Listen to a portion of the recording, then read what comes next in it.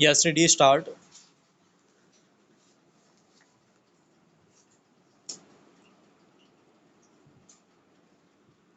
किसी भी समाज के सभ्य होने की कसौटी यह है कि वह अपने बीच परंपरा से चली आ रही वैसी कुप्रथाओं से किस हद तक मुक्ति हासिल कर पाता है जो अमानवीय होने के साथ कानूनन अपराध भी हैं।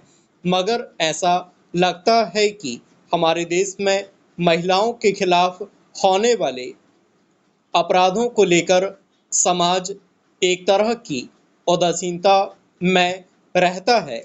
नतीजतन जहां आधुनिक मूल्यों के साथ हो रहे सामाजिक विकास के बीच महिलाओं के प्रति दुराग्रह और कुंठा की हिंसा की जगह पूरी तरह खत्म होनी चाहिए थी, वहां आज भी कई ऐसी परंपराएं मुखर दिखती हैं जिनकी वजह से महिलाओं का जीवन संघर्ष कई गुना बढ़ जाता है।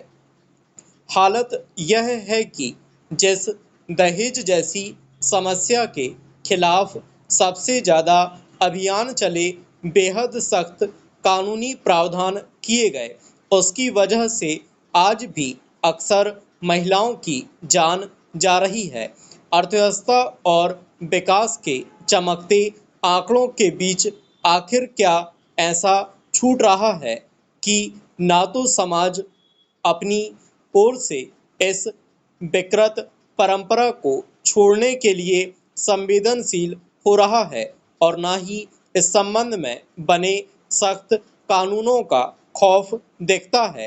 दरअसल राष्ट्रीय राजधानी क्षेत्र में गिने जाने वाले नोएडा यानी गौतम बुद्ध नगर में दहेज उत्पीड़न के कारण एक महिला की मौत की खबर ने एक बार फिर यह सोचने पर मजबूर किया है कि सामाजिक विकास की कसौटी पर हम कहाँ खड़े हैं और यह कितना अफसोसनाक है। कुछ ही दिन पहले मध्य प्रदेश की राजधानी भोपाल से भी दहेज की वजह से एक महिला की जान जाने की खबर आई थी।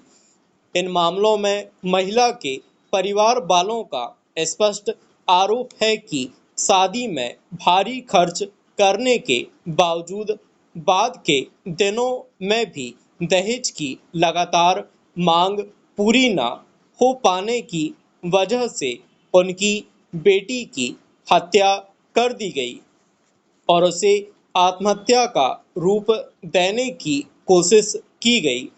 आए दिन सामने आने वाली ऐसी घटनाएं बताती हैं कि आम भारतीय परिवारों में दहेज की वजह से उत्पीड़न और हत्या की घटनाएं आज भी एक भयावह वास्तविकता बनी हुई हैं। राष्ट्रीय अपराध रिकॉर्ड ब्यूरो के एक आंकड़े के मुताबिक अकेले 2022 में दहेज की वजह से 6,516 महिलाओं की मौत हुई थी। माना जाता है कि परंपरा के नाम पर जारी कुछ अमानवीय कुप्रथाएं दूर दराज के ग्रामीण इलाकों में समाज के वैसे हिस्से में चलन में होती हैं जो किन्हीं वजहों से शिक्षा और प्रगतिशील मूल्यों से दूर रह गए या विकास के सफर में पिछड़ गए। मगर शायद यह बस एक धारणा और दिल्ली, नोएडा या किसी बड़े महानगर में भी कई लोग कुरीतियों के निर्वाह को लेकर उतने ही संकीर्ण घेरे में जीते हैं।